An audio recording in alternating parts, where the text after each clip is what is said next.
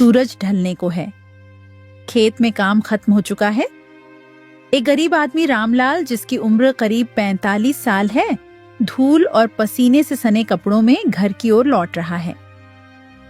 उसके चेहरे पर दिन भर की मेहनत की थकान साफ झलक रही होती है। आ गए जी? बहुत देर लगा दी आज खेत में। हाँ, काम थोड़ा ज्यादा था। चल पानी ला दे, गला सूख रहा है। सुमित्रा अंदर से पानी लाकर देती है।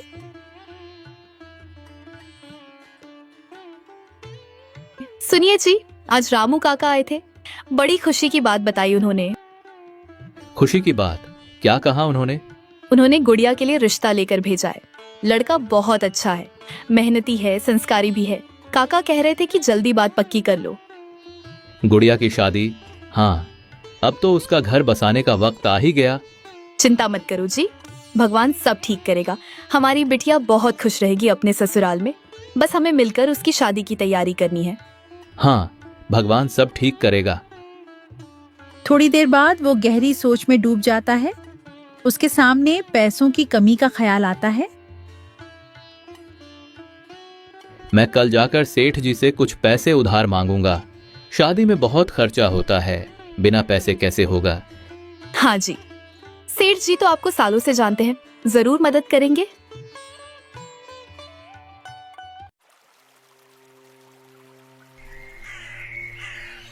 अगली सुबह रामलाल खेत का काम जल्दी निपटाकर सेठ जी के घर पहुंचता है।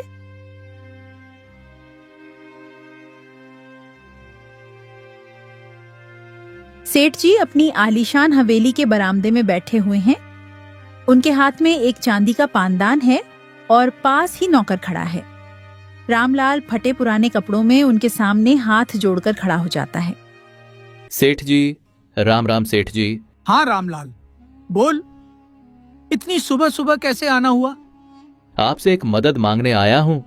मेरी बिटिया की शादी तय हो गई है, उसके लिए कुछ पैसे उधार दे दीजिए। कसम खाकर कहता हूं, खेत में दिन रात मेहनत करके धीरे धीरे लौटा दूंगा। बस थोड़ी मदद कर दीजिए मालिक। पैसे उधार? रामलाल, तेरी इतनी औकात है कि तू उधार चुका पाएगा? तेरा तो खुद का घर गिरवी रखने लायक भी नहीं है। सेठ जी, आप मेरी हालत जानते हैं। मैं सालों से आपके खेत में काम कर रहा हूं, कभी काम में कमी नहीं की। बस बेटी की शादी के लिए कुछ ही पैसे दे दीजिए। देख रामलाल, मेरे पास तेरे लिए पैसे नहीं हैं, और हाँ, आइंदा मेरे पास उधार मांगने मत आना। मालिक, मैं जिंदगी भर आपकी सेवा करूंगा। बस बेटी की शादी में मदद कर दो। निकल यहाँ से। तेरे रोने गिड़गिड़ाने से मैं पिघलने वाला नहीं हूँ। गरीबों की मदद करके मैं दिवालिया नहीं बनना चाहता। चल भाग यहाँ से। रामलाल के चेहरे पर निराशा छा जाती है। उसकी आंखों में आंसू भर आते हैं। वो चुपचाप मुंह लटकाए वहां से चला जाता है। रात हो चुकी है। रामलाल आंगन में खटिया पर लेटा हुआ है। आसमान में हल्का चांद है। उसकी आंखों में दूर तक निराशा झलक रही है। वह अपनी बेटी के भविष्य के बारे में सोच रहा होता है। धीरे धीरे उसकी सांस तेज चलने लगती है। उसे सीने में दर्द होने लगता है। वह उठकर बैठने की कोशिश करता है, लेकिन दर्द इतना बढ़ जाता है कि वो सीने को जोर से पकड़ लेता है। वो तड़पकर खटिया से गिर जाता है। उसकी आवाज सुनकर सुमित्रा दौड़कर बाहर आती है। रामलाल, उठो जी, क्या हुआ तुम्हें? वो उसे हिलाने की कोशिश करती है, लेकिन उसकी सांसें थम जाती हैं। उसकी आंखें खुली रह जाती हैं, मानो बेटी के सपने को अधूरा छोड़कर चला गया हो। गरीबी ने एक पिता का सपना छीन लिया। वो अपनी बेटी के हाथ पीले करने का सपना लिए ही दुनिया को अलविदा कह गया। उसकी आंखों में आखिरी बार बस एक ही ख्वाहिश थी कि उसकी बेटी खुश रहे।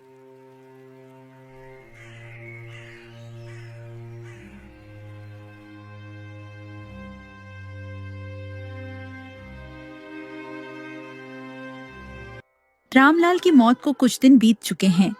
घर में अब भी गम का माहौल है। सुमित्रा रोज सुबह उठकर रामलाल की तस्वीर को देखती है और उसकी आंखें भर आती हैं। दरवाजे पर दस्तक होती है। सुमित्रा धीरे धीरे जाकर दरवाजा खोलती है। सामने रामू काका खड़े होते हैं। उनके हाथ में एक छोटी सी पोटली होती है। उनके चेहरे पर सहानुभूति का भाव होता है। रामू काका भीतर आते हैं। उनकी नजर घर की टूटी फूटी दीवारों पर जाती है। राम राम बहू, कैसे हो बिटिया के साथ? राम राम काका। जैसे तैसे दिन काट रहे हैं। रामलाल के बिना तो जैसे जीवन ही सूना हो गया है। बहू, मैं आज एक जरूरी बात करने आया हूँ। बिटिया अब बड़ी हो गई है, अब उसकी शादी की फिक्र करनी चाहिए। सुमित्रा चौंक कर रामू काका की ओर देखती है। उसकी आंखों में आंसू भर आते हैं। शादी? काका, किस मुंह से उसकी शादी की सोचूं? घर में तो खाने तक के लाले पड़े हैं। कहाँ से लाऊंगी शादी के लिए पैसे? बहू, मैं समझ सकता हूँ तेरी हालत, पर समाज तो यही कहता है कि बेटी की शादी वक्त पर हो जानी चाहिए। गांव में रघुवीर का बेटा गोपाल अच्छा लड़का है, मेहनती भी है और संस्कारी भी। उसने तेरी बेटी का हाथ मांगने की बात कही है। काका, शादी के लिए सिर्फ अच्छा लड़का होना काफी नहीं होता। मुझे तो ये भी नहीं पता कि मैं अगले महीने का राशन कैसे लाऊंगी। शादी का खर्च कहाँ से उठाऊंगी? बहू, हिम्मत मत हार, भगवान सब ठीक करेगा।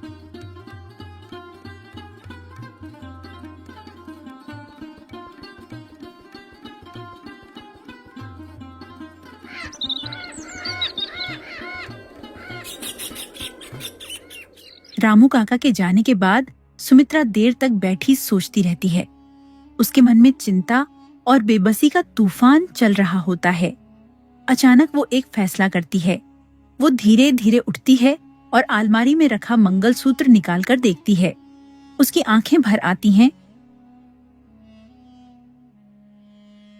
रामलाल, तुमने कहा था कि ये मंगलसूत्र मेरा सबसे बड़ा गहना है, लेकिन अब यही मेरी बेटी की इज्जत बचाएगा। मैं इसे गिरवी रख दूंगी। थिंक किसी भी तरह मेरी गुड़िया की शादी तो होनी ही चाहिए। सुमित्रा के चेहरे पर दृढ़ निश्चय का भाव आ जाता है। वो अपनी बेटी की खुशी के लिए अपना आखिरी गहना गिरवी रखने का फैसला कर लेती है।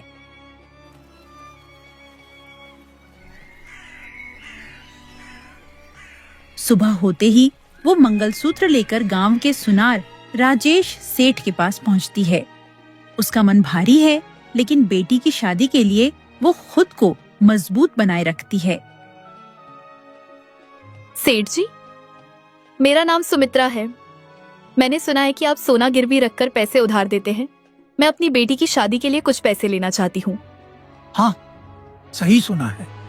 मैं महंगी चीज गिरवी रखकर पैसे देता हूँ, लेकिन वक्त पर पैसे न लौटाने वाले की चीज फिर मेरी हो जाती है।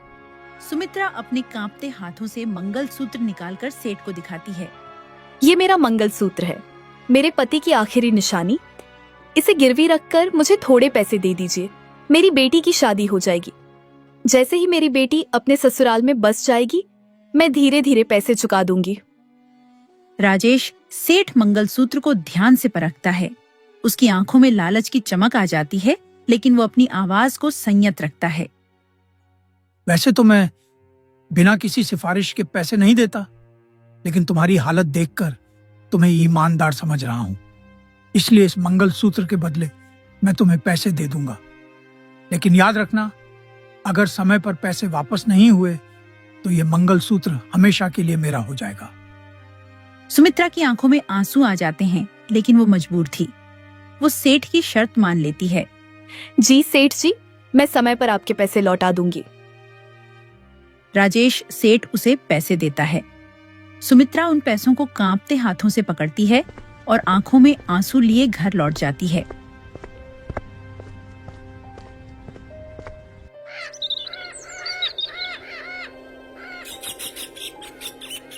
कुछ ही दिनों में सुमित्रा ने अपनी बेटी गुड़िया की शादी बड़ी ही सादगी से करवा दी।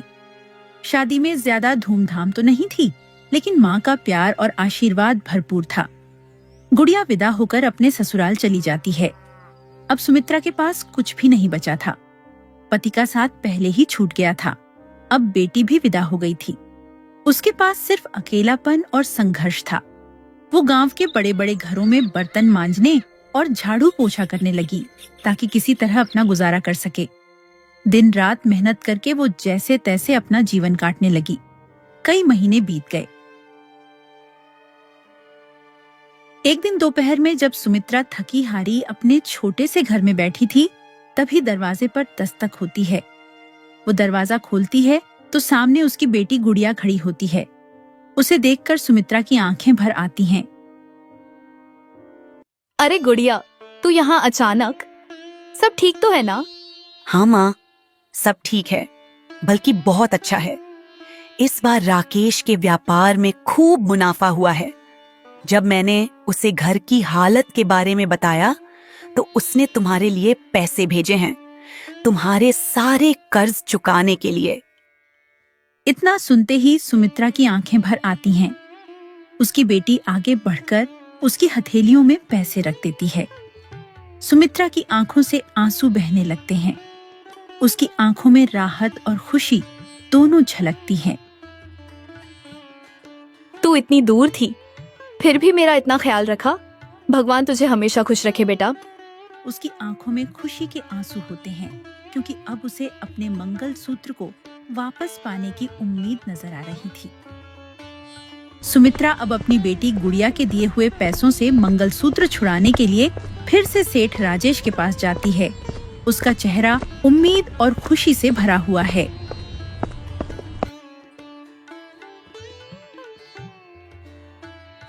नमस्ते सेठ जी, कैसे हैं आप?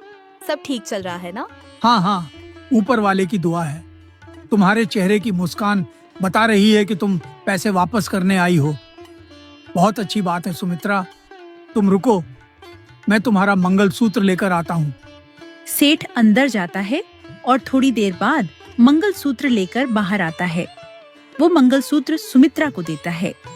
सुमित्रा जैसे ही मंगलसूत्र को ध्यान से देखती है, उसके चेहरे पर चिंता की लकीरें खिंच जाती हैं। सेठ जी, मुझे लगता है पर आपसे कोई गलती हो गई है। ये मंगलसूत्र मेरा नहीं है। क्या बकवास कर रही हो सुमित्रा? तुम मुझे बेईमान समझती हो? मैं इतने सालों से व्यापार कर रहा हूँ। क्या तुम्हें लगता है कि मैं लोगों को ठगता हूँ? नहीं सेठ जी, मेरा वो मंगलसूत्र पुश्तैनी था। उस पर मेरे पति का नाम खुदा हुआ था, लेकिन इस पर तो कुछ भी नहीं लिखा है। तुम्हें ये सब पहले बताना चाहिए था। अब मैं क्या करूं? मेरे पास यही मंगलसूत्र है, कोई दूसरा नहीं। अगर तुम्हें यकीन नहीं है तो अपना मंगलसूत्र वापस मत लो। वैसे भी मुझे कोई फर्क नहीं पड़ता। सुमित्रा की आंखों में आंसू आ जाते हैं। वो निराश होकर मंगलसूत्र लेकर घर लौट जाती है।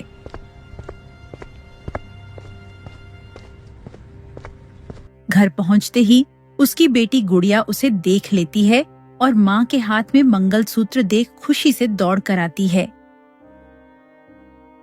माँ, आपने मंगलसूत्र छुड़ा लिया, दिखाइए मैं देखूं। गुड़िया मंगलसूत्र को ध्यान से देखती है। उसके चेहरे का रंग बदल जाता है। वो हैरान होकर माँ की ओर देखती है। माँ, ये मंगलसूत्र तो नकली है। क्या? ये नकली कैसे हो सकता है?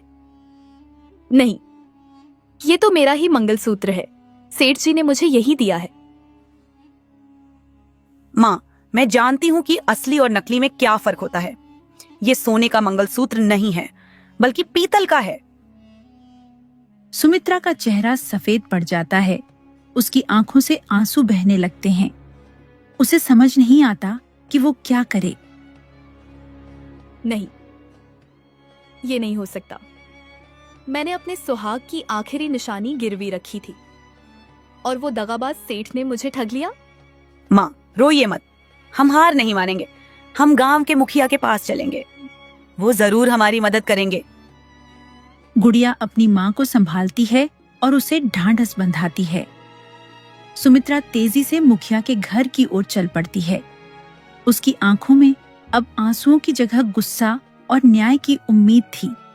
सुमित्रा मुखिया के घर पहुंचकर दरवाजा खटखटाती है। मुखिया जी, मैं एक बड़ी परेशानी लेकर आपके पास आई हूँ। बोलो सुमित्रा, क्या परेशानी है तुम्हारी? मैंने मजबूरी में अपने पति का दिया हुआ मंगलसूत्र राजेश सुनार के पास गिरवी रखकर उससे पैसे लिए थे, लेकिन जब मैं अपना मंगलसूत्र वापस लेने गई तो उसने मुझे नकली मंगलसूत्र पकड़ा दिया। मुखिया के चेहरे पर गंभीरता आ जाती है। वह तुरंत राजेश सुनार को बुलाने का आदेश देता है।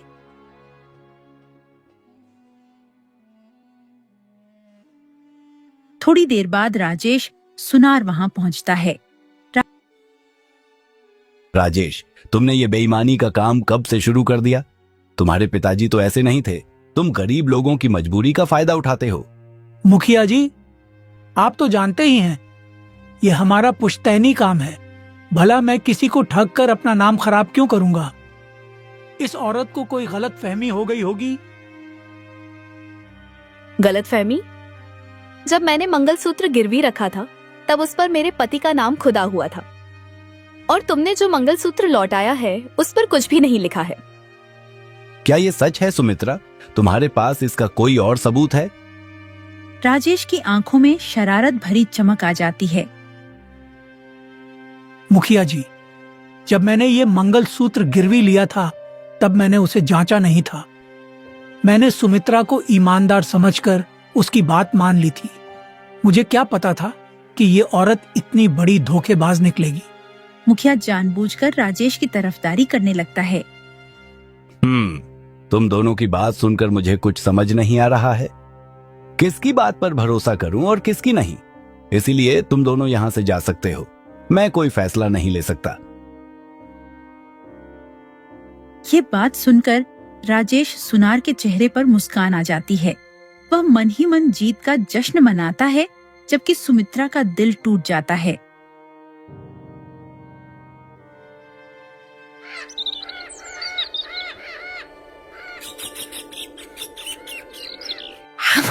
मुझे यकीन है कि मुखिया जी भी सुनार के साथ मिले हुए हैं। उन्होंने जानबूझकर उसकी तरफदारी की, तभी तो उन्होंने हमें बिना न्याय दिए भगा दिया। क्या? ये तुम क्या कह रही हो गुड़िया? हाँ माँ, अब हमें गांव में किसी से न्याय नहीं मिलेगा। हम राजा साहब के पास चलते हैं, वो न्याय जरूर करेंगे। सुमित्रा की आंखों में उम्मीद की किरण जाग उठती है। सुमित्रा अपनी बेटी गुड़िया के साथ राजा के महल की ओर बढ़ती है। दोनों के चेहरे पर दुख के साथ साथ न्याय पाने का दृढ़ संकल्प साफ दिखाई देता है। महल के द्वार पर तैनात सिपाही उन्हें रोक लेते हैं और उनसे पूछताछ करते हैं। रुको, तुम दोनों कौन हो? राजा साहब से मिलने का क्या काम है? सिपाही जी, कृपया हमें राजा साहब से मिलने दीजिए। हम बहुत बड़ी उम्मीद लेकर यहाँ आए हैं। हम राजा साहब से न्याय मांगने आए हैं। हमें उनसे मिलने दो। हमारी फरियाद बहुत जरूरी है। सुमित्रा की व्यथा सुनकर सिपाही उन्हें राजा के दरबार में ले जाता है। विशाल दरबार में राजा अपने सिंहासन पर विराजमान हैं। कहो, क्या परेशानी है तुम्हारी? प्रणाम महाराज, मैं एक गरीब विधवा स्त्री हूँ। मेरे पति की मृत्यु के बाद मैंने बड़ी मुश्किलों से अपना जीवन बिताया है। महाराज, राजेश सुनार ने हमारे साथ धोखा किया है। हमने अपनी जरूरत के समय उस पर भरोसा किया था, लेकिन उसने हमारे विश्वास को तोड़ दिया।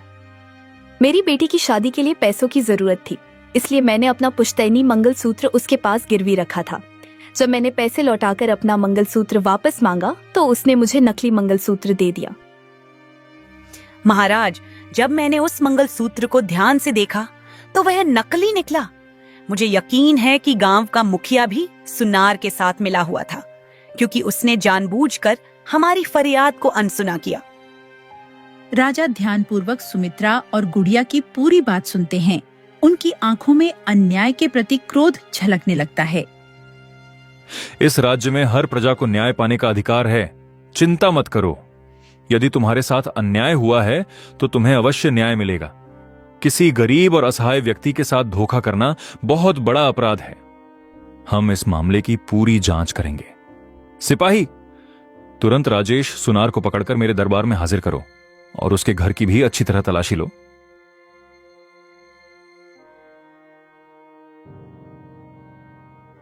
कुछ समय बाद सैनिक सुनार को गिरफ्तार करके दरबार में ले आते हैं।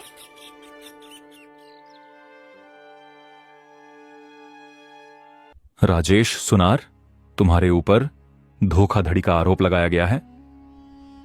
क्या तुम इन आरोपों को स्वीकार करते हो? सच बोलो सुनार। महाराज, ये औरत झूठ बोल रही है। मैं एक ईमानदार सुनार हूँ। मैं कभी किसी को धोखा नहीं देता। झूठ बोलकर तुम न्याय से नहीं बच सकते। बहुत हुआ, अब तुम्हारी असलियत सामने लानी होगी। जाओ, सुनार का संदूक तुरंत यहां लाया जाए। सच्चाई उसी में छिपी है। राजा के आदेश पर सैनिक सुनार का संदूक लेकर आते हैं। दरबार में सन्नाटा छा जाता है और सभी की निगाहें संदूक पर टिक जाती हैं। जैसे ही संदूक खोला जाता है, उसमें से सोने चांदी के अनेक गहने निकलते हैं। यह देखकर सभी आश्चर्यचकित रह जाते हैं। सभी गहनों की अच्छी तरह जांच की जाए। कोई भी सबूत नजरअंदाज नहीं होना चाहिए। महाराज, ये तो मुखिया जी की पत्नी का चोरी हुआ हार भी है।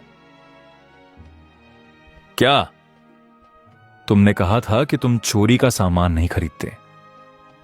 फिर यह हार तुम्हारे पास कैसे आया? इसका मतलब तुम अब तक झूठ बोल रहे थे। सुमित्रा की नजर अचानक एक मंगलसूत्र पर पड़ती है। उसे देखते ही उसकी आंखों में खुशी के आंसू आ जाते हैं। महाराज, ये देखिए, ये रहा मेरा पुश्तैनी मंगलसूत्र, जिस पर मेरे पति के दादाजी का नाम लिखा हुआ है। गहनों की जांच के दौरान यह भी पता चलता है कि कई अन्य लोगों के गहने भी सुनार ने हड़प रखे थे। अब उसकी सच्चाई सबके सामने आ चुकी थी। तुम्हारे अपराध एक एक करके सामने आ रहे हैं। अब यह स्पष्ट हो चुका है कि सुमित्रा सच बोल रही थी और तुमने उसके साथ धोखा किया है। अब बोलो, सच सच बताओ कि तुम यह धोखाधड़ी कब से कर रहे हो? महाराज, मुझे माफ कर दीजिए। मैंने लालच में आकर गरीबों को ठगने का काम किया। जो लोग मेरे पास गहने गिरवी रखने आते थे, मैं उनके गहनों को गिरवी रखकर वैसे ही नकली गहने बनवा लेता था और उन्हें असली की जगह नकली गहने लौटाता था। जब लोग मुझ पर इल्जाम लगाते थे तो मैं उन्हें ही झूठा ठहरा देता था। लालच इंसान को अंधा बना देता है। तुमने अपने स्वार्थ के लिए न जाने कितने गरीब लोगों को ठगा है। तुम्हारे जैसे धोखेबाज को क्षमा नहीं किया जा सकता।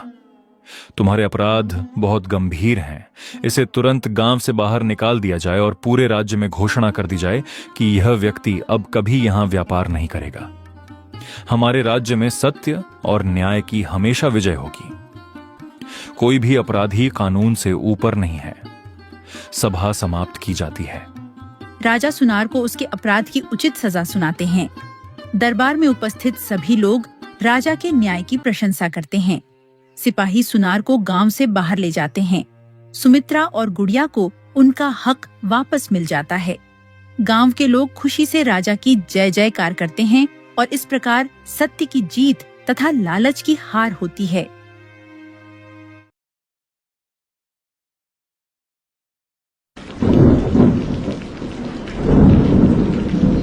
गांव के आखिरी किनारे पर, जहां सूखी पगडंडी खत्म होकर घने जंगल की शुरुआत होती थी, पहाड़ियों के नीचे एक छोटी सी झोपड़ी बनी हुई थी। गर्मियों का मौसम था। दिन भर तेज धूप धरती को तपाती रहती और गर्म हवाएं पूरे इलाके को बेचैन कर देती थीं। उसी टूटी फूटी झोपड़ी में रामू अपनी पत्नी सीता और बेटी गुड़िया के साथ रहता था। वह झोपड़ी रामू की कई सालों की मेहनत का नतीजा थी। गरीबी उनके घर में हमेशा मौजूद रहती थी, लेकिन मेहनत और ईमानदारी कभी कम नहीं हुई। रामू के पास बगाम से थोड़ी दूर 2 छोटे खेत थे। वही खेत उसकी पूरी दुनिया थी और उन्हीं से उसे आने वाले अच्छे दिनों की उम्मीद थी। सीता, मैं खेतों पर जा रहा हूँ। आज धूप बहुत तेज है, इसलिए काम भी ज्यादा करना पड़ेगा। अगर समय पर सिंचाई नहीं हुई तो फसल खराब हो सकती है। जी, आप सुबह निकल जाते हैं और रात को थके हारे लौटते हैं। कम से कम आज थोड़ा जल्दी घर आने की कोशिश कीजिए। गुड़िया पूरे दिन आपका इंतजार करती रहती है। मुझे भी अपनी बेटी के साथ बैठने, हंसने और खेलने का बहुत मन करता है, लेकिन पेट की भूख और गरीबी इंसान को अपनी इच्छाओं से बड़ा बना देती है। मैं आपकी मजबूरी समझती हूँ जी, लेकिन बच्ची अभी छोटी है। उसे अपने बाबूजी का प्यार और साथ दोनों चाहिए, सिर्फ खिलौने या बातें नहीं। जब मैं खेत में हल चला रहा होता हूँ ना, तब भी गुड़िया की आवाज मेरे कानों में गूंजती रहती है। कई बार मन करता है सब छोड़कर घर वापस आ जाऊं। तो फिर कभी कभी अपने दिल की भी सुन लिया कीजिए। जिंदगी सिर्फ मेहनत करने का नाम नहीं होती, परिवार के साथ बिताया समय भी बहुत जरूरी होता है। मैं ये सब अपने परिवार के लिए ही तो कर रहा हूँ सीता। मैं चाहता हूँ कि एक दिन हमारी गुड़िया को वो तकलीफें न सहनी पड़े जो हमने पूरी जिंदगी झेली है। एक दिन सब ठीक होगा सीता। उस दिन मैं सुबह से शाम तक अपनी गुड़िया के साथ खेलूंगा और उसे कभी अकेला महसूस नहीं होने दूंगा। भगवान करे आपकी मेहनत रंग लाए। बस इतना चाहती हूँ कि हमारी बेटी के चेहरे की ये मुस्कान कभी न छीने। सावधानी से काम कीजिएगा और हाँ, आज सच में जल्दी लौटने की कोशिश कीजिएगा। आपकी बेटी की आंखें शाम तक दरवाजे पर ही लगी रहेगी।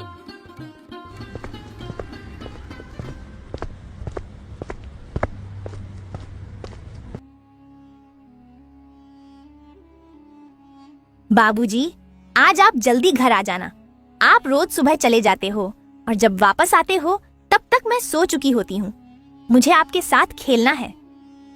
अरे मेरी प्यारी गुड़िया, आज मैं सच में जल्दी लौट आऊंगा। शाम होते ही खेत का काम खत्म करके सीधे तुम्हारे पास आ जाऊंगा। फिर हम दोनों खूब खेलेंगे। आप हर रोज यही कहते हो बाबूजी, फिर देर रात को घर आते हो। मैं दरवाजे पर बैठकर आपका इंतजार करती रहती हूँ, लेकिन आप नहीं आते। इस बार मैं झूठ नहीं बोल रहा बेटिया। मुझे पता है मेरी गुड़िया मुझसे नाराज है, लेकिन क्या करूं, काम इतना होता है कि चाहकर भी जल्दी नहीं आ पाता। क्या खेत हमसे ज्यादा जरूरी है बाबूजी? नहीं बिटिया, तुमसे ज्यादा जरूरी मेरे लिए कुछ भी नहीं है। मैं तो खेतों में इसलिए मेहनत करता हूं ताकि मेरी गुड़िया हमेशा खुश रहे और उसे कभी कोई तकलीफ ना हो। तो फिर आज जल्दी आ जाना। मैं आपके साथ खेलूंगी और कहानी भी सुनूंगी। ठीक है मेरी रानी बिटिया, आज शाम सिर्फ मेरी गुड़िया के नाम होगी। मैं सूरज ढलने से पहले घर लौट आऊंगा। सुबह होते ही रामू अपने खेतों की तरफ निकल पड़ा। गर्मियों के दिन थे। सूरज निकलते ही तेज धूप पूरे गांव को तपाने लगती थी और गर्म हवाएं सूखे पत्तों को उड़ाते हुए खेतों के बीच से गुजरती रहती थीं। रामू के खेत गांव से थोड़ी दूर जंगल की तरफ थे। खेतों की मिट्टी काफी उपजाऊ थी, लेकिन पानी की कमी हर साल उसकी सबसे बड़ी परेशानी बन जाती थी। उसी गांव में सेठ मणिलाल नाम का एक बड़ा व्यापारी रहता था। गांव के चारों तरफ उसके बड़े बड़े गोदाम फैले हुए थे। ज्यादातर किसान या तो उसके कर्ज में दबे हुए थे या उसके डर से उसकी हर बात मानते थे। लेकिन रामू बाकी लोगों जैसा नहीं था। वह मेहनती जरूर था, मगर किसी के सामने झुकना उसे पसंद नहीं था। यही बात सेठ मणिलाल को बिल्कुल अच्छी नहीं लगती थी।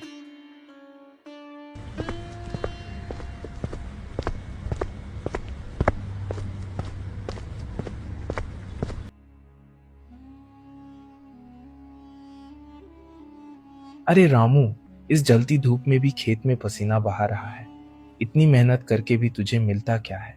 वही टूटी झोपड़ी और 2 वक्त की मुश्किल रोटी। कभी कभी सोचता हूँ तेरी ये जिद आखिर किस काम की है? सेठ जी, मेहनत करने वाला इंसान कभी शर्मिंदा नहीं होता। गरीब जरूर हूं, लेकिन अपनी मेहनत की कमाई खाता हूं। किसी के सामने हाथ फैलाने की आदत नहीं है मुझे। हाथ फैलाने की बात करता है। पूरे गांव के किसान मेरे कर्ज पर जी रहे हैं। अगर मैं चाहूं तो आधे गांव के चूल्हे बुझ जाएं, लेकिन तू खुद को सबसे अलग समझता है। तेरे जैसे लोग जिंदगी भर मिट्टी में ही पिसते रहते हैं। दूसरों की मजबूरी का फायदा उठाना कोई महानता नहीं होती सेठ जी। आपने लोगों को कर्ज देकर उनका डर खरीद लिया है, सम्मान नहीं। बहुत जुबान चलने लगी है तेरी। अपनी हालत देखी है कभी आईने में? फटे कपड़े, सूखा खेत और जेब खाली। तेरे इस स्वाभिमान ने तेरे परिवार को क्या दिया? मेरे परिवार को मैंने इज्जत दी है सेठ जी। मेरी बेटी को यह भरोसा है कि उसका बाप मेहनत की रोटी खाता है, किसी के टुकड़ों पर नहीं पलता। इज्जत से पेट नहीं भरता रामू। ये दुनिया पैसे वालों की है। जिसके पास धन है वही ताकतवर है। तेरे जैसे गरीब लोगों की औकात बस खेत जोतने तक ही होती है। किसान छोटा नहीं होता सेठ जी। किसान ना हो तो आपके गोदाम भी खाली रह जाएंगे। हम मिट्टी में मेहनत करते हैं, तभी दूसरों के घरों में अनाज पहुंचता है। ठीक है रामू, बहुत जल्द तेरा ये घमंड टूटेगा। आज तू मुझे बड़ी बड़ी बातें सुना रहा है, लेकिन याद रख, इस गांव में वही टिकता है जो सेठ मणिलाल के सामने सिर झुकाना जानता हो। धमकी देकर आप किसी को डरा सकते हैं, झुका नहीं सकते। मैं गरीब जरूर हूं, मगर अपना आत्मसम्मान बेचकर जीना नहीं जानता। जिस दिन तेरी ये जमीन, तेरी मेहनत और तेरी किस्मत तेरा साथ छोड़ देगी ना, उस दिन तू खुद मेरे दरवाजे पर आकर गिड़गिड़ाएगा, और उस दिन मैं तुझे एहसास दिलाऊंगा कि गरीब आदमी की औकात आखिर होती क्या है। इतना कहकर सेठ मणिलाल वहाँ से चला गया, लेकिन जाते जाते उसकी आंखों में छिपी जलन और गुस्सा साफ दिखाई दे रहा था। तेज गर्म हवा अब भी पूरे इलाके में चल रही थी और डूबते सूरज की तपिश कम होने का नाम नहीं ले रही थी। दिन भर खेत में कड़ी मेहनत करने के बाद रामू थका हुआ अपने घर की तरफ लौटने लगा। गांव की सुनसान पगडंडी से गुजरते हुए जैसे ही वह अपनी झोपड़ी के करीब पहुंचा, दूर से ही उसकी नजर अपनी छोटी बेटी पर पड़ी। वह रोज की तरह झोपड़ी के बाहर चुपचाप बैठी अपने पिता का इंतजार कर रही थी। गर्म शाम की हवाओं में उसके छोटे छोटे बाल उड़ रहे थे, लेकिन उसकी आंखें बस उसी रास्ते पर टिकी थीं, जहां से रामू हर दिन घर लौटकर आता था।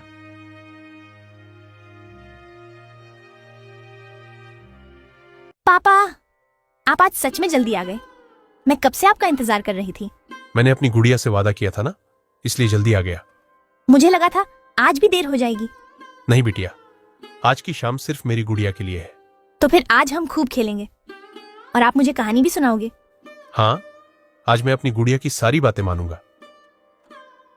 आज तो सच में जल्दी आ गए जी। गुड़िया कब से आपका इंतजार कर रही थी। हाँ, आज मैंने सोचा चाहे कुछ भी हो जाए, शाम होने से पहले घर लौट आऊं। आखिर अपनी बेटी से किया वादा भी तो निभाना था। अच्छा किया। देखिए ना, आपके आते ही इसके चेहरे की खुशी लौट आई। लेकिन आज खेत पर फिर से सेठ मणिलाल आ गया था। हमेशा की तरह मुझे नीचा दिखाने की कोशिश कर रहा था। फिर क्या हुआ? उसने कुछ कहा तो नहीं? बहुत कुछ कहा। मेरी गरीबी का मजाक उड़ाने लगा। कह रहा था कि गरीब आदमी की कोई औकात नहीं होती और एक दिन मुझे उसके सामने झुकना ही पड़ेगा। लेकिन मैं उससे नहीं डरता। मैंने भी साफ कह दिया कि गरीब जरूर हूं, मगर अपना आत्मसम्मान बेचकर जीना नहीं जानता। सेठ मणिलाल तो बहुत घमंडी आदमी है। पूरे गांव के लोग उससे डरते हैं। मुझे डर लगता है वह आदमी बहुत ताकतवर है, कहीं गुस्से में आपके साथ कुछ गलत ना कर दे। सच्चाई और मेहनत करने वाला इंसान किसी से नहीं डरता सीता। जब तक मेरे हाथों में मेहनत करने की ताकत है, मैं किसी के आगे सिर नहीं झुकाऊंगा। भगवान बस हमारे परिवार को सुरक्षित रखे। हमें और कुछ नहीं चाहिए। जब तुम दोनों मेरे साथ हो ना, तब मुझे किसी बात का डर नहीं लगता।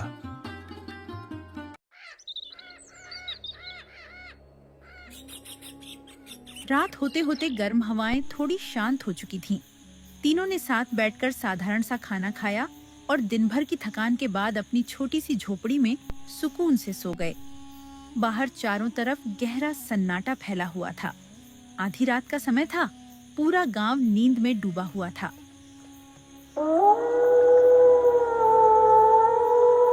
तभी अंधेरे का फायदा उठाकर सेठ मणिलाल का एक आदमी चुपके से रामू के खेतों की तरफ पहुंचा।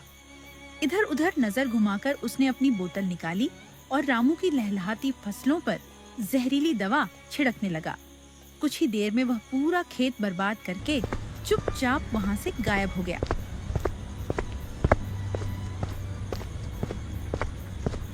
अगली सुबह रामू रोज की तरह सूरज निकलने से पहले उठ गया। मौसम पहले से ज्यादा गर्म था और हवा में अजीब सी बेचैनी महसूस हो रही थी। उम्मीदों से भरा वह तेजी से अपने खेतों की तरफ बढ़ा, लेकिन वहां पहुंचते ही उसके कदम अचानक रुक गए। उसकी आंखें हैरानी से फैल गईं।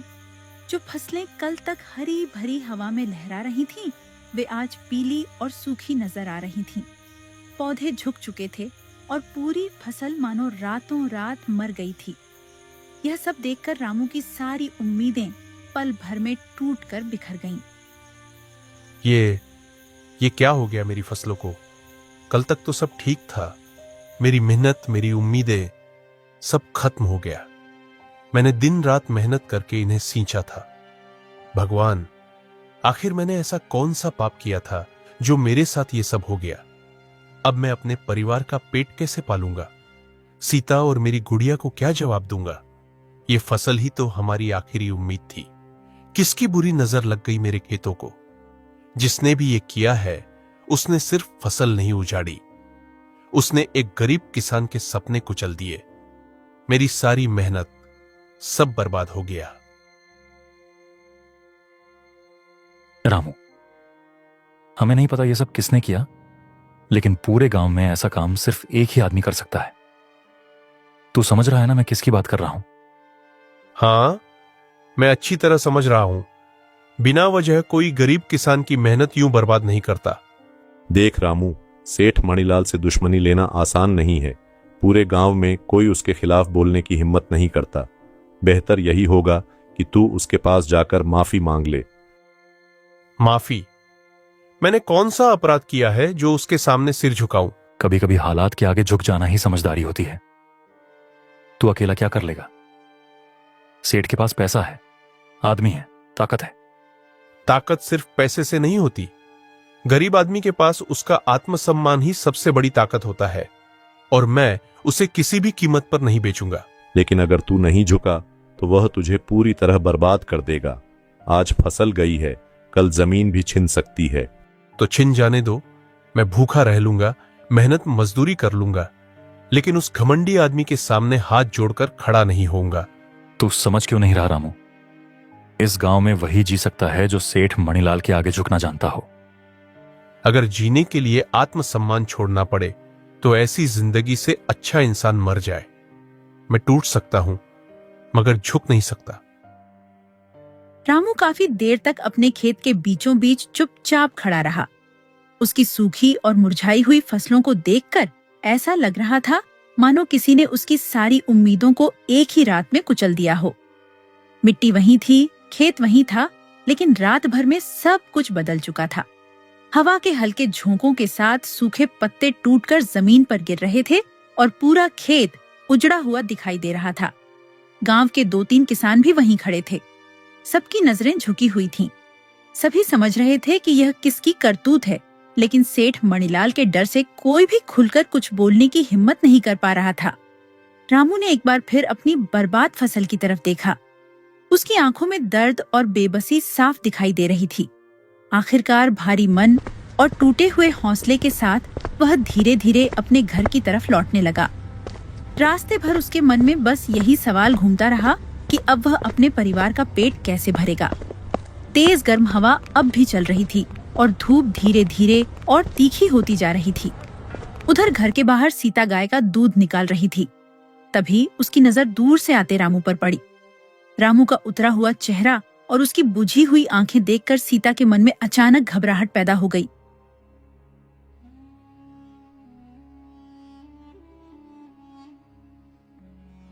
क्या हुआ जी? आप इतनी जल्दी घर कैसे लौट आए? और आपका चेहरा इतना उतरा उतरा क्यों लग रहा है जी? खेत में सब ठीक तो है ना? सब खत्म हो गया सीता। हमारी पूरी फसल बर्बाद हो गई। जो खेत कल तक हरे भरे थे आज पूरी तरह सूख चुके हैं। किसी ने रात में जहरीली दवा छिड़क दी थी। क्या? लेकिन ऐसा कौन कर सकता है? हमारी किसी से क्या दुश्मनी थी? पूरा गांव जानता है ये किसका काम है, लेकिन डर के मारे कोई खुलकर बोल नहीं रहा। सेठ मणिलाल, हाँ, मुझे शुरू से ही उसी पर शक था। वह आपकी बेइज्जती का बदला लेना चाहता था। शायद उसे लगा कि मेरी फसल उजाड़कर वह मेरा आत्मसम्मान भी तोड़ देगा। वह इंसान नहीं, राक्षस है, राक्षस। किसी गरीब की मेहनत और उसके बच्चों का निवाला छीनते हुए इसे जरा भी दया नहीं आई। अब समझ नहीं आ रहा क्या करूं। यही फसल हमारी आखिरी उम्मीद थी। घर चलाना भी मुश्किल हो जाएगा। अजी, गुड़िया अभी छोटी है। उसके खाने पीने से लेकर हर जरूरत का क्या होगा? हमारे पास बचा ही क्या है? ले का हौसला जल्दी नहीं टूटता सीता। तकलीफ बड़ी जरूर है, लेकिन मैं हार नहीं मानूंगा। मुझे आपकी चिंता हो रही है। सेठ मनीलाल बहुत खतरनाक आदमी है। अगर उसने दोबारा कुछ करने की कोशिश की तो वह मेरी फसल बर्बाद कर सकता है, लेकिन मेरा आत्मसम्मान नहीं छीन सकता। मैं उसके आगे आज भी नहीं झुकूंगा। तभी वहां गांव का एक आदमी आया। रामू, पूरे गांव में पंचायत बैठी है। सरपंच जी ने तुम्हें तुरंत पंचायत में बुलाया है। गांव के बड़े बुजुर्ग भी वही मौजूद है। लगता है तुम्हारे खेतों वाली बात पर चर्चा होने वाली है। मुझे अच्छा नहीं लग रहा। अचानक पंचायत में क्यों बुलाया गया है? कहीं सेठ मनीलाल ने फिर कोई चाल तो नहीं चली? हो सकता है, लेकिन अब डरने से कुछ नहीं होगा। चलकर देखते हैं पंचायत में क्या बात है। मुझे डर है कि कहीं गांव वाले भी सेठ के दबाव में आकर आपके खिलाफ ना हो जाए। सच्चाई मेरे साथ है सीता। मैंने कोई गलत काम नहीं किया। जो होगा देखा जाएगा। दोपहर का समय था। गर्मी इतनी तेज थी कि गांव की गलियों में धूल उड़ रही थी और तपती हवा लोगों को बेचैन कर रही थी। गांव के चौक पर आज असामान्य भीड़ जमा थी। चारों तरफ लोगों की धीमी धीमी फुसफुसाहट सुनाई दे रही थी। चौक के बीचों बीच सरपंच अपनी कुर्सी पर बैठे हुए थे और उनके आसपास गांव के कई लोग खड़े थे। वहीं थोड़ा दूर सेठ मणिलाल भी अपने आदमियों के साथ खड़ा सब कुछ बड़े ध्यान से देख रहा था। उसके चेहरे पर अजीब सी कठोर मुस्कान थी। रामू के चेहरे पर चिंता साफ दिखाई दे रही थी, क्योंकि वह खुद अपनी बर्बाद फसल की शिकायत लेकर सरपंच के पास आने वाला था। लेकिन चौक पर पहुंचते ही उसे महसूस हुआ कि यहाँ का माहौल कुछ अलग ही है। लोगों की नजरें बार बार उसी की तरफ उठ रही थीं और हवा में एक अजीब सी बेचैनी फैली हुई थी। सरपंच जी, मुझे अचानक यहाँ क्यों बुलाया गया है? गांव में आखिर क्या बात हुई है? मैं तो खुद आप लोगों के पास आने वाला था, क्योंकि किसी ने मेरी पूरी फसल बर्बाद कर दी है। रातों रात मेरे खेत उजड़ गए। मेरी महीनों की मेहनत मिट्टी में मिल गई। मैं यही जानना चाहता हूं कि आखिर मेरे साथ इतनी बड़ी दुश्मनी किसने निकाली है। रामू, तुम्हें यहाँ इसलिए बुलाया गया है क्योंकि सेठ मणिलाल ने तुम पर बहुत बड़ा इल्जाम लगाया है। उसका कहना है कि कल रात तुमने उसके घर से सोने की एक पोटली चुरा ली, जिसमें बहुत सारे सोने के सिक्के रखे हुए थे। सेठ का दावा है कि उसके एक नौकर ने तुम्हें रात के अंधेरे में उसके घर के पास देखा था। पूरे गांव के सामने इस बात का फैसला करना जरूरी है, इसलिए पंचायत बुलाई गई है। ये झूठ है सरपंच जी, बिल्कुल झूठ। मैंने कोई चोरी नहीं की। मैं गरीब जरूर हूं, लेकिन चोर नहीं हूं। कल रात मैं अपने घर पर अपनी पत्नी और बेटी के साथ था। मैंने जिंदगी भर मेहनत की रोटी खाई है, कभी किसी की एक पाई तक नहीं छीनी। देखा सरपंच जी, मैंने पहले ही कहा था कि ये आदमी ऊपर से जितना सीधा बनता है, अंदर से उतना ही चालाक है। इसकी फसल बर्बाद हुई तो इसे लगा होगा कि अब जल्दी पैसा कमाने का बस एक ही रास्ता बचा है, चोरी। मेरा नौकर अपनी आंखों से इसे रात में मेरे घर के पीछे घूमते हुए देख चुका है। अगर ये बेगुनाह है तो फिर पंचायत के सामने डर किस बात का है? अभी इसी वक्त इसके घर की तलाशी करवाई जाए, सच अपने आप सबके सामने आ जाएगा। और अगर इसके घर से मेरी सोने की पोटली निकल आई तो पूरे गांव को पता चल जाएगा कि रामू जैसा स्वाभिमान का दिखावा करने वाला आदमी असल में कितना बड़ा चोर है। ये सब झूठ है। मेरे पति ऐसा कभी नहीं कर सकते। गरीब जरूर है, लेकिन अपने स्वाभिमान और ईमानदारी से कभी समझौता नहीं किया इन्होंने। कल रात ये खेत से जल्दी घर लौट आए थे, क्योंकि अपनी बेटी से किया वादा निभाना चाहते थे। रात भर ये हमारे साथ ही थे। हम तीनों ने साथ खाना खाया और फिर झोपड़ी में सो गए। आप लोग अच्छी तरह से जानते हैं कि रामू मेहनत की रोटी खाने वाला इंसान है, कोई चोर नहीं। बस करो सीता, अपने पति की झूठी तरफदारी करना बंद करो। हर चोर की बीवी यही कहती है कि उसका आदमी बेगुनाह है। अगर रामू इतना ही ईमानदार है तो फिर पंचायत के सामने अपने घर की तलाशी देने से डर किस बात का है? डर हमें नहीं सेठ जी, डर तो आपको है। इसलिए झूठे इल्जाम लगाकर मेरे पति को बदनाम करना चाहते हैं।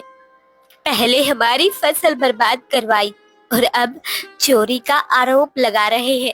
लेकिन याद रखिए, झूठ कितना भी बड़ा क्यों ना हो, सच को ज्यादा देर तक दबा नहीं सकता। मेरे पति गरीब जरूर है, मगर आपकी तरह किसी की मेहनत और इज्जत लूटने वाले इंसान नहीं है। बस सीता, अब शांत हो जाओ। पंचायत में चिल्लाने से सच नहीं बदल जाएगा। मामला बहुत गंभीर है, इसलिए बिना सबूत के किसी पर आरोप लगाना ठीक नहीं होगा। मैंने पहले ही गांव के एक आदमी को तुम्हारे घर भेज दिया है ताकि तलाशी लेकर सच का पता लगाया जा सके। अगर रामू बेगुनाह हुआ तो पंचायत के सामने सब साफ हो जाएगा। थोड़ी देर बाद सरपंच का भेजा हुआ आदमी एक पोटली लेकर रामू के घर से वापस आता है। सरपंच जी, हमें रामू के घर के पीछे बड़े पत्थर के नीचे ये पोटली मिली है। इसके अंदर सोने के बहुत सारे सिक्के हैं। लगता है चोरी के बाद इसे छुपाकर रखा गया था। मैंने अपनी आंखों से इसे वहीं से निकाला है। नहीं सरपंच जी, ये झूठ है। मुझे नहीं पता ये पोटली मेरे घर के पीछे कैसे पहुंची। मैंने कोई चोरी नहीं की। कोई मुझे फंसाने की कोशिश कर रहा है। मैं गरीब जरूर हूं, लेकिन चोर नहीं हूं। मैंने जिंदगी भर मेहनत की रोटी खाई है। अगर मुझे चोरी ही करनी होती तो मैं इतने सालों तक मेहनत और ईमानदारी से क्यों जीता। ये सब सोची समझी साजिश है। पहले मेरी फसल बर्बाद की गई और अब मुझे बदनाम करने के लिए ये जाल बिछाया गया है। आप लोग मुझे बचपन से जानते हैं। क्या मैंने कभी किसी का बुरा किया? क्या मैंने कभी किसी की एक चीज तक चुराई? मुझे फंसाया जा रहा है सरपंच जी। मैं बेगुनाह हूं। गरीबी का ढोंग करके तुम लोग गांव वालों की सहानुभूति लेना चाहते हो। अब क्या कहेगा रामू? सच सबके सामने आ चुका है। पंचायत के सामने भी झूठ बोलने की हिम्मत कर रहा है। मैंने पहले ही कहा था कि ये आदमी ऊपर से सीधा बनता है, लेकिन अंदर से बहुत चालाक है। देख लिया ना सरपंच जी, कैसे इसने अपने घर के पीछे चोरी का माल छुपा कर रखा था। ऐसे लोगों की वजह से पूरे गांव का नाम खराब होता है। अगर आज इसे सजा नहीं मिली तो कल कोई भी आदमी चोरी करने से नहीं डरेगा। गरीब होने का मतलब ये नहीं कि कोई चोरी करे और फिर खुद को बेगुनाह बताता फिरे। आप लोग मेरे पति को बचपन से जानते हैं। इन्होंने हमेशा मेहनत की है, कभी किसी का हक नहीं छीना। सेठ मनीलाल हमसे बदला लेना चाहता है, इसीलिए ये सब करवाया गया है। बिना सच जाने आप लोग एक ईमानदार इंसान को अपराधी बना रहे हैं। बस बहुत हो गया रामू। पंचायत के सामने सबूत मिल चुके हैं और अब तुम्हारी सफाई का कोई मतलब नहीं रह गया। पूरे गांव के सामने तुम्हारे घर से चोरी का माल मिला है। हमें तुमसे ऐसी उम्मीद नहीं थी। तुमने गांव की इज्जत मिट्टी में मिला दी। पंचायत का फैसला है कि तुम और तुम्हारा परिवार आज से इस गांव में नहीं रहोगे। सूरज ढलने से पहले तुम लोगों को गांव छोड़कर जाना होगा। रामू के बार बार सच बताने और लाख समझाने के बाद भी किसी ने उसकी एक न सुनी। सरपंच ने गांव वालों के दबाव में आकर आखिरकार उसे गांव छोड़ने का फैसला सुना दिया। ये सुनते ही रामू, सीता और उनकी छोटी बेटी पूरी तरह टूट गए। मजबूरी में तीनों ने अपने पुराने घर से जरूरी सामान समेटा और भारी मन से उस गांव को छोड़कर निकल पड़े, जहां उन्होंने अपनी पूरी जिंदगी बिताई थी। धीरे धीरे शाम ढल गई और चलते चलते रात हो गई। मौसम भी अचानक बदलने लगा।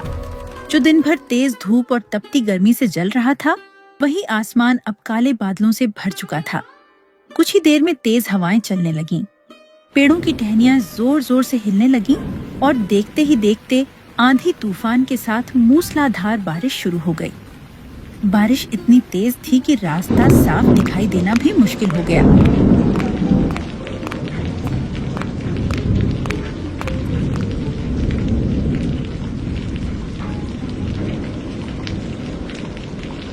पापा, मुझे बहुत डर लग रहा है। ये हवा इतनी तेज क्यों चल रही है और ये बिजली बार बार क्यों चमक रही है? डरो मत मेरी गुड़िया, मैं तुम्हारे साथ हूं ना। ये बस बारिश और तूफान है। थोड़ी देर में सब शांत हो जाएगा। हम जल्दी ही किसी सुरक्षित जगह पर पहुंच जाएंगे। मुझे अच्छा नहीं लग रहा। हम कहीं गिर तो नहीं जाएंगे ना? पापा, मुझे बहुत डर लग रहा है। तुम हिम्मत रखो, कुछ नहीं होगा। जब तक तुम्हारे पापा तुम्हारे साथ है, तुम्हें किसी बात से डरने की जरूरत नहीं है। भीगे हुए कपड़ों और थके कदमों के साथ तीनों किसी तरह आगे बढ़ते रहे। तभी थोड़ी दूर उन्हें सड़क किनारे एक बड़ा सा पुराना पेड़ दिखाई दिया। बारिश से बचने की उम्मीद में वे तीनों उसी पेड़ के नीचे जाकर बैठ गए, लेकिन तूफान इतना भयंकर था कि पेड़ भी उन्हें पूरी तरह बारिश से नहीं बचा पा रहा था। तेज हवा के साथ बारिश की बूंदें लगातार उनके ऊपर आ रही थीं। इस पेड़ के नीचे बैठने से भी कोई फायदा नहीं हो रहा। बारिश लगातार हमारे ऊपर आ रही है। गुड़िया तो पूरी तरह भीग चुकी है और मुझे डर लग रहा है कि कहीं इसकी तबीयत खराब ना हो जाए। इतनी तेज हवा और ठंड में हम लोग यहाँ ज्यादा देर तक नहीं रुक सकते। तुम सही कह रही हो सीता, अगर हम यही बैठे रहे तो सच में बीमार पड़ जाएंगे। लेकिन अभी मुझे एक बात याद आई। जब मैं जंगल में लकड़ी काटने जाया करता था, तब मैंने वहां एक पुरानी गुफा देखी थी। कई बार बारिश और तूफान में जंगली जानवर भी वहां जाकर छुप जाते थे। अगर हम किसी तरह वहां तक पहुंच जाए तो आज की रात सुरक्षित गुजर सकती है। जब तक हमारे सिर पर कोई छत नहीं आ जाती, हमें वहीं रुकना होगा। तेज बारिश और ठंडी हवाओं के बीच तीनों फिर से आगे बढ़ने लगे। चारों तरफ घना अंधेरा फैल चुका था और रास्ता पूरी तरह फिसलन भरा हो गया था। कीचड़ में पैर बार बार फिसल रहे थे, लेकिन रुकने का कोई दूसरा सहारा भी नहीं था। रामू अपनी बेटी को संभालते हुए धीरे धीरे आगे बढ़ रहा था, जबकि सीता लगातार चारों तरफ किसी सुरक्षित जगह की तलाश कर रही थी। कुछ दूर चलने के बाद अचानक पहाड़ी के पास उन्हें एक पुरानी गुफा दिखाई दी। बारिश अब और भी तेज हो चुकी थी, इसीलिए तीनों बिना देर किए जल्दी जल्दी उस गुफा की तरफ भागे और अंदर चले गए। बाहर अब भी जोरदार बारिश हो रही थी। बिजली की चमक और गरजती हुई हवाओं की आवाज गूंज रही थी, लेकिन गुफा के अंदर आकर उन्हें थोड़ी राहत महसूस हुई। कम से कम अब वे सीधे बारिश और तूफान से बच चुके थे। कम से कम अब हम लोग बारिश और तूफान से तो बच गए, लेकिन मन अभी भी बहुत घबराया हुआ है। सब कुछ इतनी जल्दी बदल गया। अपना घर, अपना गांव, सब पीछे छूट गया। जो हुआ उसे सोचकर मेरा भी दिल टूट जाता है सीता। अपनी ही मिट्टी से इस तरह दूर होना आसान नहीं होता, लेकिन अभी सबसे जरूरी बात यह है कि तुम और गुड़िया सुरक्षित हो। मुझे अभी भी विश्वास नहीं हो रहा कि गांव वालों ने आपकी एक बात तक नहीं सुनी। आपने जिंदगी भर मेहनत और ईमानदारी से जिया, फिर भी सबने आपको चोर समझ लिया। सच कहूं तो पंचायत में जब सब लोग मुझे चोर कह रहे थे ना, तब एक पल के लिए लगा जैसे पूरी दुनिया मेरे खिलाफ हो गई हो। लेकिन एक बात बताओ सीता, कहीं तुम्हें भी तो ऐसा नहीं लगता कि मैंने चोरी की थी? ऐसी बात दोबारा मत कहिए। जिस दिन से मेरा विवाह आपसे हुआ है, उसी दिन से मैंने आपकी ईमानदारी और स्वाभिमान को देखा है। आप भूखे रह सकते हैं, तकलीफ सह सकते हैं, मगर कभी गलत रास्ता नहीं चुन सकते। तुम्हारी ये बातें सुनकर लगता है कि अभी सब कुछ खत्म नहीं हुआ। जब तक मैं आपके साथ हूँ, आपको किसी बात से डरने की जरूरत नहीं है। सच एक दिन जरूर सबके सामने आएगा। वहीं दूसरी तरफ अपने बड़े पक्के मकान में बैठा सेठ मणिलाल चैन से मुस्कुरा रहा था। बाहर तेज आंधी और मूसलाधार बारिश चल रही थी, लेकिन उसके आलीशान घर के अंदर आराम और सुकून था। उसकी आंखों में घमंड साफ दिखाई दे रहा था, मानो रामू और उसके परिवार की बर्बादी ही उसकी सबसे बड़ी खुशी हो। बहुत स्वाभिमान दिखाता था ना अपने आप को। अब समझ आया होगा कि इस गांव में सेठ मणिलाल से टकराने का अंजाम क्या होता है। पहले उसकी फसल बर्बाद हुई, फिर पूरे गांव के सामने उसकी इज्जत मिट्टी में मिल गई। अब वो अपने परिवार के साथ दर दर भटक रहा होगा। यही होता है उन लोगों के साथ जो मेरे खिलाफ खड़े होने की कोशिश करते हैं। आज पूरे गांव को भी सबक मिल गया होगा कि सेठ मणिलाल के सामने सिर झुकाकर ही चैन से जिया जा सकता है। लंबे सफर और लगातार हुई बारिश की वजह से सीता और गुड़िया जल्द ही थक कर सो गईं। लेकिन रमन की आंखों से नींद पूरी तरह गायब थी। वह गुफा की दीवार से टिककर चुपचाप बैठा रहा। बाहर से आती ठंडी हवा और टपकते पानी की आवाज के बीच उसके मन में बार बार वही बातें घूम रही थीं। गांव वालों के सामने उस पर लगाए गए झूठे इल्जाम और सबके सामने मिली बेइज्जती उसे अंदर ही अंदर तोड़ रही थी। वह यही सोचता रहा कि क्या उसकी मेहनत, ईमानदारी और सच्चाई की यही कीमत थी। पूरी रात बेचैनी में गुजरती रही। धीरे धीरे अंधेरा छंटने लगा और सुबह हो गई। अब बारिश पूरी तरह रुक चुकी थी। गुफा के बाहर से हल्की धूप दिखाई देने लगी थी और ठंडी हवाओं के साथ जंगल में पक्षियों की आवाजें सुनाई देने लगी थीं। सुबह हो गई है सीता। मैं जंगल की तरफ जा रहा हूं। शायद वहां कुछ सब्जियां मिल जाए और साथ में थोड़ी लकड़ियां भी ले आऊंगा। जब तक हमें रहने के लिए कोई ठीक जगह नहीं मिल जाती, तब तक जैसे तैसे काम चलाना होगा। ठीक है। तब तक मैं घर से जो थोड़ा बहुत राशन साथ लाई थी उसी से कुछ खाने का इंतजाम कर देती हूँ। आप संभल कर जाइएगा कि जंगल में अभी बारिश की वजह से रास्ते भी फिसलन भरे होंगे। सुबह होते ही रामू जंगल की ओर निकल पड़ा। रात भर की बारिश के बाद चारों तरफ नमी फैली हुई थी। पेड़ों से पानी की बूंदें अब भी टपक रही थीं और मिट्टी से भीगी हुई खुशबू आ रही थी। रामू जंगल में इधर उधर काफी देर तक घूमता रहा, लेकिन उसे खाने लायक कोई अच्छी सब्जी नहीं मिली। हर तरफ सिर्फ जंगली झाड़ियां और गीली घास दिखाई दे रही थी। उधर सीता ने गुफा के बाहर सूखी लकड़ियां इकट्ठा करके किसी तरह चूल्हा जला लिया था। घर से लाया हुआ थोड़ा बहुत राशन ही अब उनका सहारा था। वह जल्दी जल्दी आटा गूंथकर रोटियां बेलने लगी। हे भगवान, पता नहीं हमारी जिंदगी अचानक कहां से कहां पहुंच गई। कल तक अपना छोटा सा घर था, अपने खेत थे, और आज इस जंगल की गुफा में रहने की नौबत आ गई। बस आप मेरे परिवार को सुरक्षित रखना। रामू बाहर जंगल में अकेले गए हैं, उनके साथ कुछ गलत ना हो। और मेरी छोटी गुड़िया, उसे तो अभी ठीक से समझ भी नहीं है कि हमारे ऊपर क्या बीत रही है। जो थोड़ा बहुत राशन बचा है, पता नहीं वो भी कितने दिन चलेगा। लेकिन नहीं, मुझे हिम्मत नहीं हारनी चाहिए। अगर मैं ही टूट गई तो मेरे परिवार को कौन संभालेगा। सीता गुफा की सफाई कर रही थी, तभी उसकी नजर एक बड़े पत्थर के नीचे दबे कपड़े पर पड़ी। उसने धीरे धीरे पत्थर हटाया और कपड़े की पोटली बाहर निकाली। जैसे ही उसने पोटली खोली, उसकी आंखें हैरानी से फैल गईं। अंदर सोने के चमकते सिक्के भरे हुए थे। हे भगवान, इसका मतलब मेरे पति सच कह रहे थे। किसी ने जानबूझकर उन्हें फंसाया था और असली चोर ने ये पोटलियां छुपाई थी। सीता तुरंत भागती हुई जंगल की तरफ गई और रामू को सारी बात बता दी। पोटली देखकर रामू की आंखें नम हो गईं। अब उसे यकीन हो चुका था कि भगवान ने देर से ही सही, लेकिन सच उनके सामने ला दिया था। रामू और सीता तुरंत उस पोटली को लेकर गांव की तरफ निकल पड़े। दोपहर तक वे पंचायत के सामने पहुंच गए। गांव वाले उन्हें देखकर हैरान रह गए। तभी सीता ने सबके सामने वह पोटली खोल दी। अंदर वही सोने के सिक्के चमक रहे थे।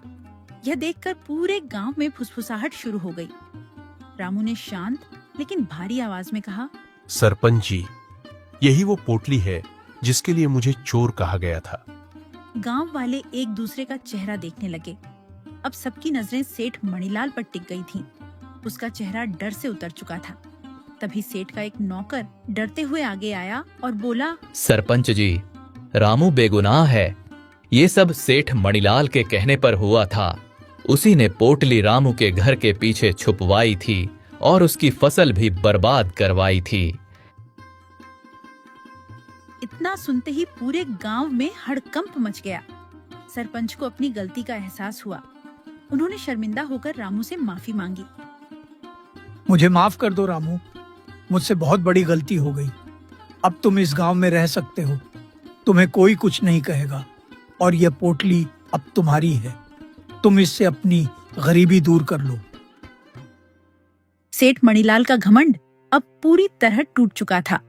गांव वालों ने उसके खिलाफ आवाज उठानी शुरू कर दी। पहली बार लोगों के मन से उसका डर खत्म हो रहा था। कुछ दिनों बाद गांव वालों ने मिलकर रामू का घर दोबारा बनवाया और उसके खेतों में फिर से खेती शुरू करने में मदद की। धीरे धीरे रामू की जिंदगी फिर पटरी पर लौटने लगी। अब जब भी गांव में ईमानदारी और स्वाभिमान की बात होती, लोग रामू का नाम जरूर लेते।